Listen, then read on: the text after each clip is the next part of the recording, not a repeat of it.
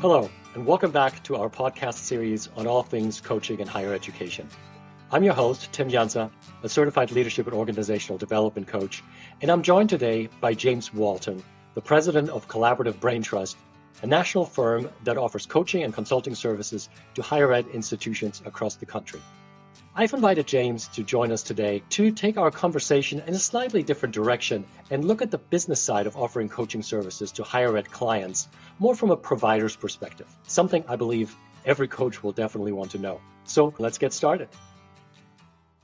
Hello there, James, and welcome to the show. Thanks, Tim. Super excited to be here. Very grateful for you having me. I do think it's pretty exciting to talk about a different side of the business that maybe a lot of the listeners here are going to hear. So really excited to share some of my experiences and lessons learned. But really thankful that you invited me and excited to have this conversation. Absolutely, James. When I was thinking about the different topics for this podcast, I was also thinking, well, we're not really looking at the other side of the coin, so to speak, which is the business side. And myself, leading a bench of coaches for a big institutional client and being on the bench myself of a couple of organizations, I thought, what great topic it would be to actually talk to somebody who runs this business and who does this day in, day out. Because, the people that I've spoken with over the last couple of episodes, they all have shared their experiences as coaches in colleges and universities, especially big research institutions. So the administrative side of offering and running a coaching program is something that we just haven't had a chance to look at yet. So I'm super excited about it. So you speak with a lot of top level institutional leaders across the country on a pretty regular basis.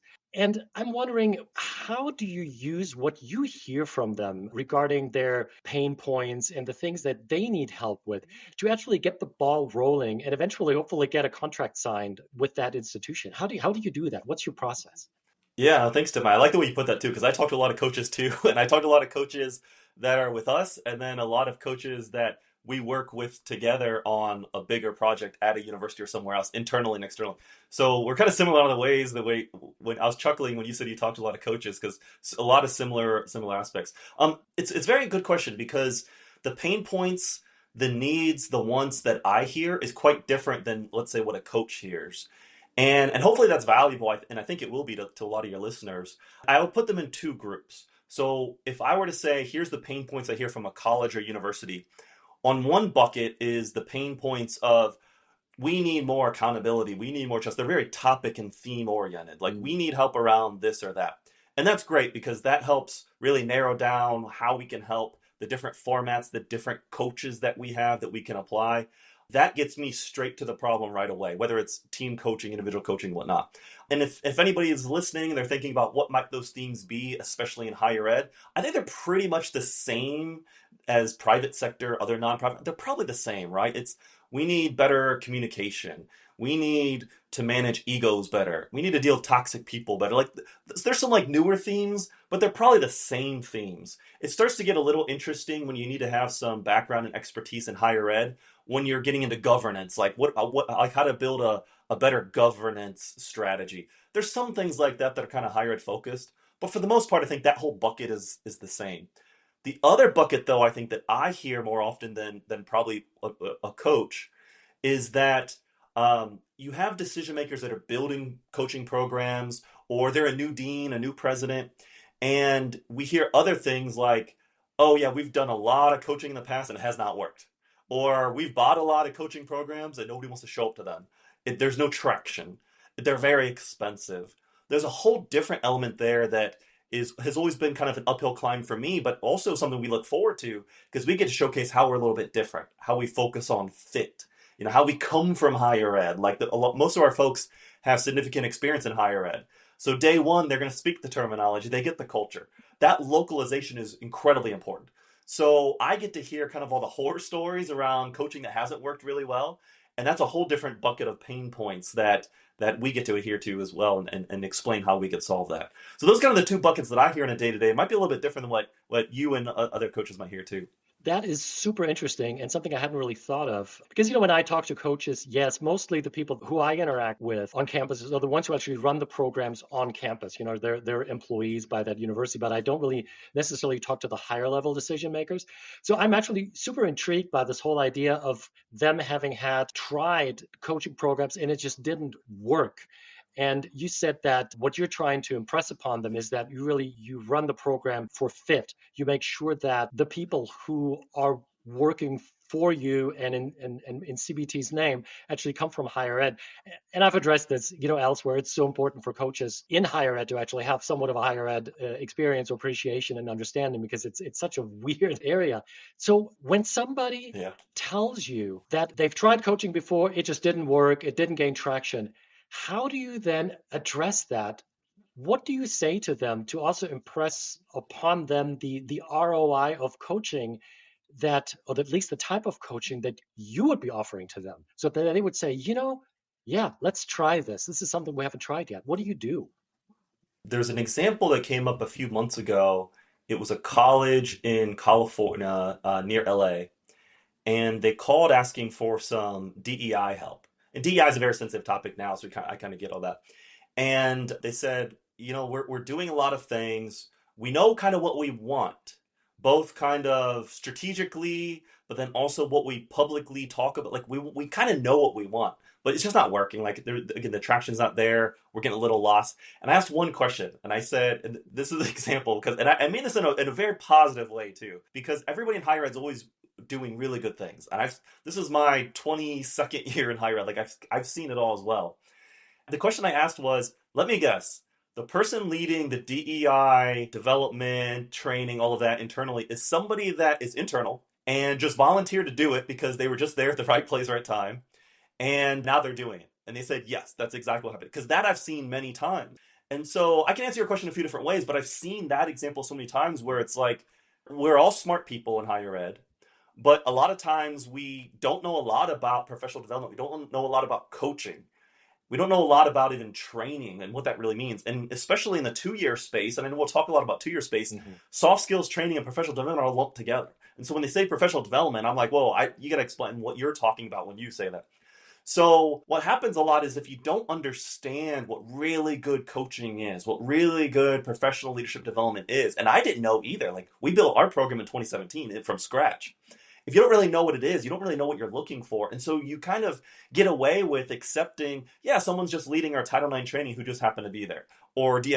And that's not really great. And I think when you hire external coaches and you don't know what to ask for and you're not focused on fit, the same thing can happen. It's like if you have zero expertise in DEI development in higher ed and you just come off the street, well, you might be really great at it, but you're going to lose people. You're not going to get the nuances that exist. You're not going to get the terminology. Things are going to fall through the cracks and people are starting to tune you out. And I think that's what's happened a lot too, is that we went on Google, we hired an exceptional coach with blah, blah, blah, and then they come in and then we immediately lose them and it doesn't work. We've heard that a lot too. And I'm not speaking bad about those other groups, but I just mean that every industry, I think the further we go, and now in 2025 and beyond, this idea of fit and localization is incredibly important because all the AI, all the other things that are out there, we need something that's very relevant and has substance that really relates to us. That's how you really get buy-in. If people are tuning you out, then why are you even doing this at that point? Fit and localization. How do you accomplish that in the way you direct your program, in the way you select your coaches, in the way you approach the decision makers? How do you guarantee that? I can tell you what we do, and I'm trying to think of the best way for your listeners as well, because this is how I say from, let's say, a marketing perspective to a potential, client university, client college. I say that we have people that have sat in the seat, have significant experience in the industry or in these different roles or whatnot. And then we also have certified coaches from International Coaching Federation, and they're also certified in different assessments and all across the board. We have licensed psychologists. And then our sweet spot is we have people that have done both. And that's pretty unique in the industry. I think they exist. There's a lot of people out there, but that's pretty unique as well. So with those 3 different groups, when someone's looking for a need or a coach, and keeping in mind that a lot of the needs are somewhat confidential, to some degree, and what they tell me is going to be different what they tell a coach on an interview, for example. So I can basically kind of walk them through what those different groups of people might mean. And we have folks that also came from private sector that now have higher experience. And so as universities hire more private sector folks to come be like a VP of marketing, which is very common, We have folks that have done in higher ed, have done in private sector, Fortune 100 companies, and now they kind of bring all those things to the table. So we do a very simple triage, kind of what are you looking for? Tell me a little bit more about what goals and outcomes look like, anything that you can share. And then I can immediately come up with a few different names. Here's the people that might fit really well. And, and taking everything into account. Also what people look like, male, female, older, younger. That's really important in terms of fit as well. So we try to be very non-biased, but at the same time, we kind of know what they're looking for. And so when we usually give them 2 or 3 names, they'll pick probably 1 or 2 to set up an interview. And then they're kind of off to the races from that. You kind of always see that magic happen where the fit happens. They love each other, and then they're just off to the races. So that's always a fun part as well. The only thing we don't do is remedial coaching. And I think there's a lot of your coaches probably feel the same way. There's just not a lot of good that comes out of dealing with a problem employee. So we really approach that in a different way with team coaching. But that's the only part that starts to get tricky with coach matching and things. Interesting. So what you just addressed is something that I have noticed as well. When you run a program like that, you really need to know your coaches. I mean, I know there are a lot of coaching programs where they have a bench of, I don't know, 20, 30, 40, 50, 100, I don't know, coaches. But other than just the basic demographics, maybe they don't really know. They just hand their clients a list. Here's a bunch of people, and then just pick one, whatever, if you like their name or their nose or whatever. Yeah. It's a leadership aspect, really. You need to know your coaches. You need to know their strengths, where they can make the greatest contribution, their personalities, and then just instinctively match that with what you sense the need is for your clients. So I'm sure it exceeds just certification and assessments. Would you say that is true? Yeah. Yeah. And I think for a lot of your coaches even listening, they're probably wondering, well, maybe I don't have higher ed experience, or maybe I haven't sat in those seats. I think that's totally fine. I'm very surprised at how many clients and coaches would select a coach. And I'm kind of like, yeah, I don't think they're going to pick this person. And they end up picking that person that isn't a certified coach, but they just jive from the part. A lot of times, you know this, right? Not every coachee or client is looking to dramatically change their life. They're just looking for someone that gives them support, someone to talk to and work through these things and kind of uplift them, whether that's, professionally, emotionally sometimes, and other things. And so that means you have to jive with that person so well. So a lot of our coaches that aren't certified, I always recommend, hey, if you look into it, I'm not suggesting that you do it, but look into getting certified. You might really like it. Yeah. And then for other folks that think, yeah, I don't know if I could fit in well with you, James, and your team, and based on your clients and contracts you have with universities and colleges, I was never a dean before. I'm like, it doesn't matter. What they're really looking for is structure, vibing with that person, and trust. You know this, right? Like, that's the most important thing. When we get a request that says, I'm looking for a coach, but they have to have sat in the CTO role or a dean of engineering, I'm like, respectfully, that's not us. We don't do that. We had a lot of instances like that, and we're like, if you're picking someone based on what you're perceiving as going to be the most successful for that, we've already lost. Because then you're saying that I got to go find someone that, number one requirement is they sat in that exact role before. So you're saying it doesn't really matter how well of a fit they are, how well they communicate. We're the complete opposite. We're all about, like, do they understand your job? Yes. Cool. Are they trustworthy? Do they know coaching? Do they know what? Yes. Are they going to be supportive of you? Yes. It's completely different. And so we had a lot of back and forth with our internal team and a lot of our existing clients that we're still partnered with. And we had to tell them, if that's how you're thinking, that's not for us. And I'm not saying that everyone should feel that way. We're just structured philosophically very different from that. Successful coaching is really based on a lot of other things, not your background and role per se in a very particular role. So we've walked away from a lot of those opportunities too. I love hearing that, James, because ultimately, really, it's about the client and moving the client forward. Because a lot of times what happens when they work with somebody who is basically is just a replicate of themselves, how can you possibly move somebody out of that role or allow them to grow and develop and explore different areas of development that may not come naturally to them? So, James, one thing I wanted to quickly hone in on, you mentioned assessments earlier. Do you have any advice or any experience, like which assessments are particularly en vogue, popular, requested by institutional clients right now?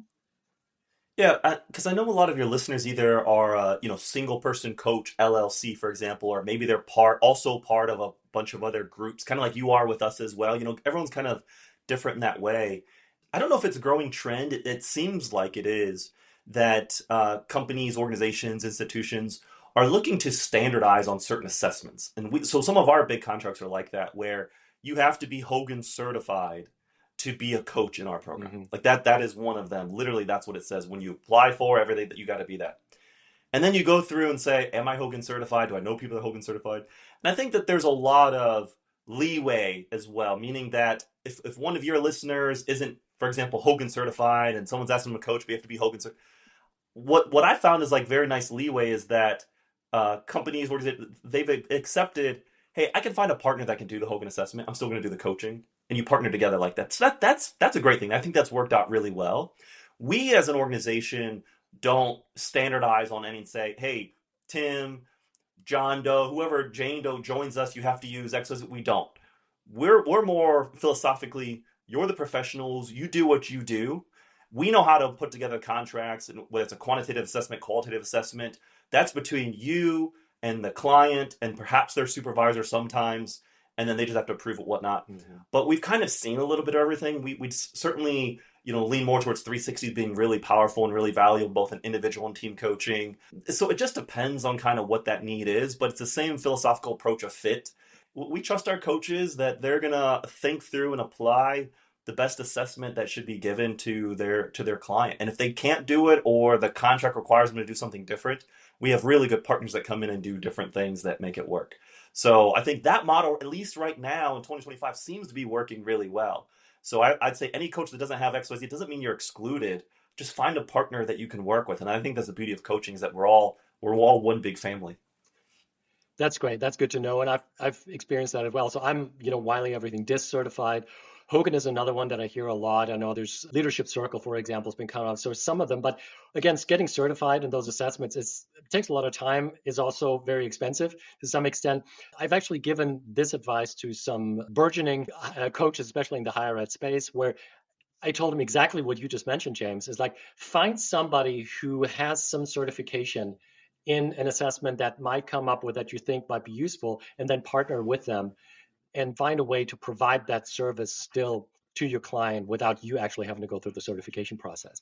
So James, I was wondering if we could just take a step back. One of the things that many coaches who are starting to build a practice are not that comfortable or feel like they can just cold call and get in front of decision makers and kind of build this pipeline to market themselves and to advertise their services. They're kind of maybe a little bit at a loss, or they're not, as I said, not comfortable doing all this. How do you get in front of the decision makers? Because higher ed, one thing I've noticed is the folks who see the need for coaching a lot of times are not necessarily the folks who actually have control of the budget, who are not in high enough positions to have the fiscal autonomy to say, yeah, we're going to hire this company. So how do you get there? How do you even land that conversation? Yeah, I don't know that I have a good answer to this, actually. And I'll tell you why. You're going to laugh too. Because I always say the interesting thing about higher ed is that it's a very small TAM, right? The total addressable market is like 4,400 institutions of higher learning in the United States. And maybe beyond that, you could grow from there. And then if you look at the 4 years alone, which have more money, I'm sure we're going to talk about 2 years as well, but have more money, there's a more of a culture of professional development and coaching. Now that's less than half, right? So it's changed quite a lot. And so, your Rolodex is only so large as well, and that's number one, right? Like, you go through your Rolodex, who do you know? Hey, I'm a coach now, I just got certified, or I'm not certified, I'm a coach. And I always think it's funny when people retire from a job or they decide to not even retire, but just leave their job and try to build their own practice or whatnot, then that list from that Rolodex kind of dies quickly. Like a year, 2 years, 3 years. I mean, turnover is growing faster now at colleges and universities, so that Rolodex kind of dies out. When the calls stop coming in, so when I leave the institution, for this couple of years, people are calling, hey, can you come help with this? That's great, but then it just dies out. So to your point, it's like, where's that business development? Where does that really come from? Mm-hmm. Cold calling is great. I do it all the time. It's not fun to a lot of people, but the truth is it's a relationship business, right? And so if you're not building relationships by cold calling, then you're cold emailing, or you're working through your network to have them call friends of friends, or you're going to conferences. Maybe you're doing some ads, another thing, which I don't recommend. I don't think ads work really well in this environment. And the key thing as well is that your name is really, really incredibly important. It's a very small circle when you get into these things. You screw up one time on something, it's going to be really hard to bounce back from that. And that's everything in higher ed. We have a whole consulting practice the same way. We burn someone one time, then it's over. So we're really protective of that as well. Again, back to what we talked about, we turn away sometimes coaching because we don't think we're a good fit for it. And so we want to stay out of those types of things. So, like I said, I don't think I have a great answer, but I do have an answer. So there's groups like us. There's a lot of groups like us that exist where people can join with them. If you're a good fit with them, then they can help you find more clients and whatnot. And that opens up a lot of opportunities, not just in, one-on-one coaching, team coaching, but those could lead to things like strategic planning or organizational design, things that you might be really, really skilled in, but you get your foot in the door through coaching. And coaching is usually large volume, lower dollar. So it's, again, just the fact that you are coaching is a relationship building process. Other than that, there's not a lot of ways to just get in, but I can tell you that all the big contracts we have, well, big and small contracts, where it's kind of a pool of coaching firms and individual coaches and all that. Sometimes, and your listeners, if they look at something, hey, there's a great opportunity, I can be part of this pool of coaching in my state or in my city or region. Oh, but I don't have this. Just ignore. Just still apply. Still go for it. I can't tell you how many times we've gotten it and we've been missing one of those. They're just looking for people to be serious about it. Trusted people that can come in. And once you get that first opportunity with them, you'll knock it out of the park, and it just leads to more and more. So most of our engagements, Tim, are not from like brand new contracts, but it's word of mouth in those contracts. And so we don't have hundreds and hundreds of contracts with coaching. It's actually hundreds and hundreds of engagements within that smaller number of dozens and dozens of contracts. That's where we've been able to grow our practice. So basically, it boils down to you need to know your identity, your brand, and your values as a coaching provider, whether you're a single practitioner or you're running a firm like you are. You need to be able to go in and articulate pretty clearly what it is that you do and that you don't do and where you see a fit and not a fit. Because I think you're absolutely right. You don't want to promise somebody a service or a solution when we don't really do that anyway, that then you can't deliver, or that there's just a complete mismatch of values. And I think it's very wise that you have crafted this organization, Collaborative Brain Trust, around kind of knowing your mission and your values. So it's fantastic. We're slowly kind of getting to the end. So I wanted to ask you, we've touched on this a little bit. What are you hearing, or what's your experience between, let's say, 2-year institutions and 4-year institutions in terms of their needs, the way they run coaching programs, the way they formulate their expectations and their needs? Because in one of the conversations you and I have had, you mentioned that there certainly is a big difference between 2-year and 4-year institutions. Yeah, sure. And I think that it's something that you'll see more of as well, because I was pretty floored when I first learned all of this, and you kind of learn, I wouldn't say the hard way, but it's just so drastically different, I think, in the 2-year and 4-year. So I come from the 4-year space. I was at Ohio State, West Virginia University. I spent a lot of time in the consulting circuit. And there is, hands down, a culture of leadership development in universities. So that means the university, your department, is willing to pay for a coach for you to improve yourself and grow in your role and potentially even leave your role. So in the university, it's common that the university is paying for you to have a professional coach to go become a president somewhere else. That's pretty interesting. And you trickle that down to all different levels of the institution. It starts to get into the auxiliary areas too, like IT and facilities. It's now become accustomed to be okay that, hey, I'm now associate vice president in facilities management. I would love to have an executive coach or something. And then they say, yeah, that's great. That's a great thing. It's a philosophy and a culture that people really buy into. In the 2-year space, it's quite different. And I would say there's 3 reasons for that. One is cost. So we'll put that, we kind of know that. The budgets are smaller, they're different. I think the other one is this idea of precedent. I'll explain that as well. And then the whole cultural piece. So the cost aspect is, again, we just don't have the same amount of money. When we're doing maybe team coaching, a retreat in a 4-year institution, on-site, off-site, whatever, this is a very expensive thing. Like this is a big, investment that they're making. And they believe that return is going to come through. They have either psychologically or philosophically and principally, they know what they're getting out of it. It's what we do in the 4-year world, right? The 2-year world is not like that. They don't really know what they're getting to some degree. And so the price point for them, the price sensitivity for them is quite different in the 2-year space. And so what a lot of times happens, again, is that they're bringing in maybe a an expert, a 2-year expert that used to work there or something. And then they're just coming in to kind of help facilitate, right? It's not really the same exact thing. And this is not me talking bad about, 2 years, and it's just different. It's just a different culture. And so again, I mentioned earlier that professional development, soft skills, and training are all kind of lumped together. They just call it support or professional development. It's just the same thing. So a lot of times you're just asking for a few different things in there. And the second one's precedent. Again, you just don't have that history of those things happening.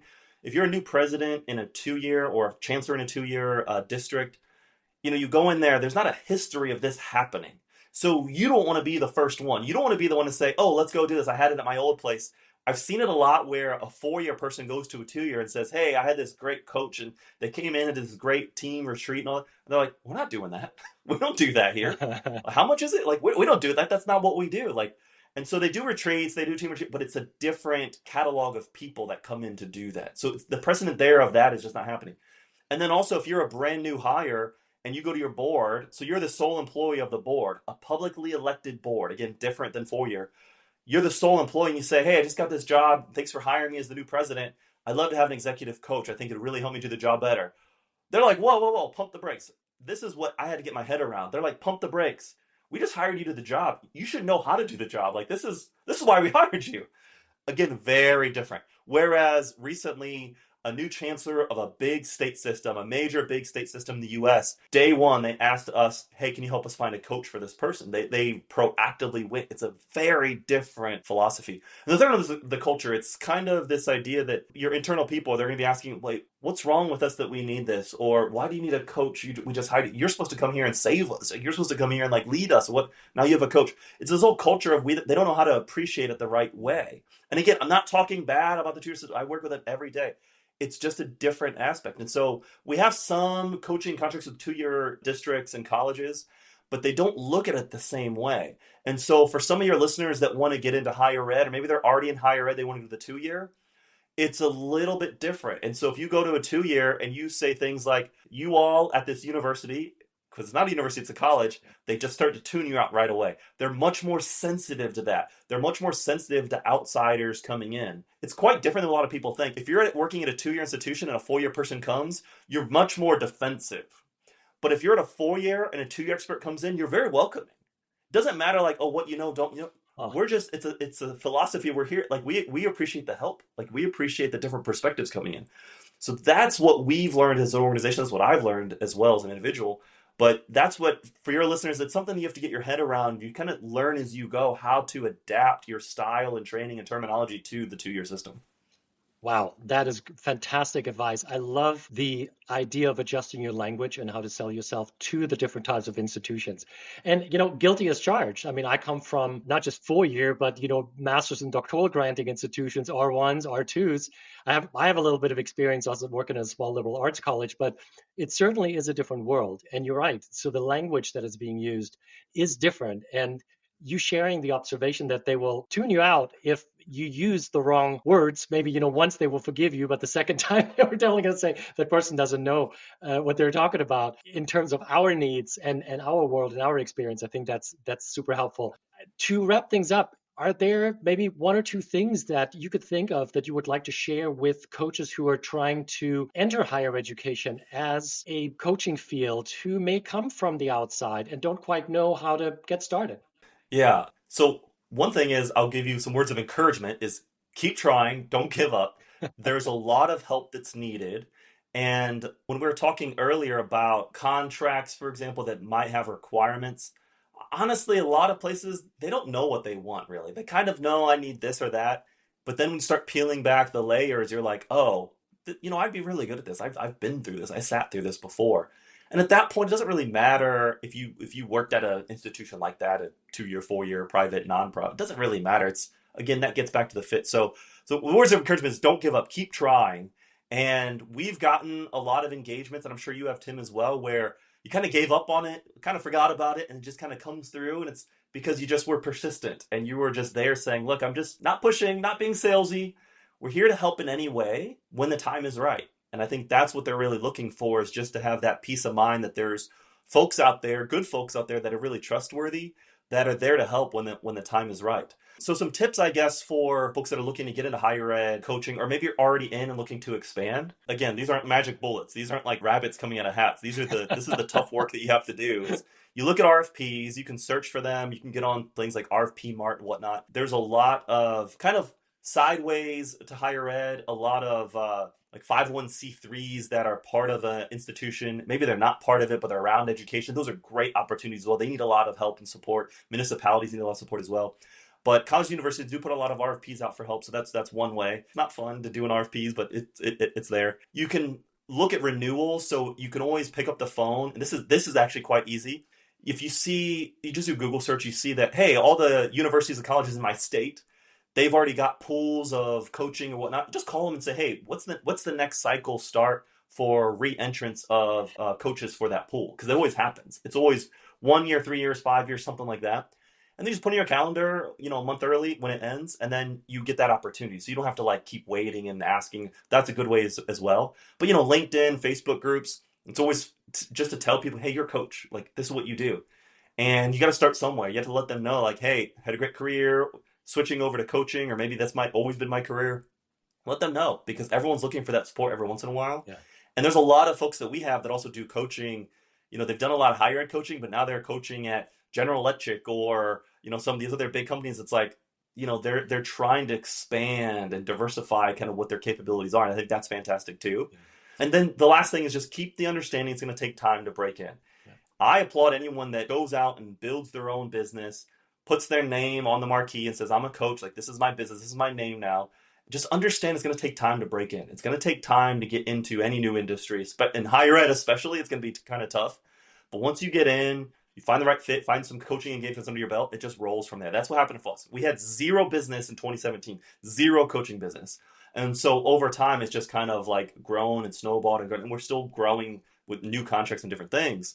But at the same time, our credibility and our trust and our references and our testimonials continue to grow. That's a snowball that has to take place that allows you to kind of build a really strong foundation in higher ed. So that's what we would say. And I know some of your listeners might be like, well, I don't know if there's a really good tip there other than just keep trying. Like, honestly, like it can be completely frustrating at times, but just don't give up and keep trying. And you never know what's going to happen. You find the one opportunity, that's the gateway to get in everything else. Great words to live and coach by. And it takes that little push to land that first contract. And then, you just have to stick with your brand and be trustworthy and just build those relationships, and then things will happen organically. So, James, thank you so very much for coming on, for sharing your experience and your wisdom. I learned a lot today, and I hope that our listeners and our audience did as well. If you enjoyed today's episode, please click the like button and subscribe to this channel. Your support really means the world to us. And as always, you can find more information on this episode, our guest, and today's topic at our companion website, higheredcoaching.us and leadershipimagined.com/podcast. See you next time.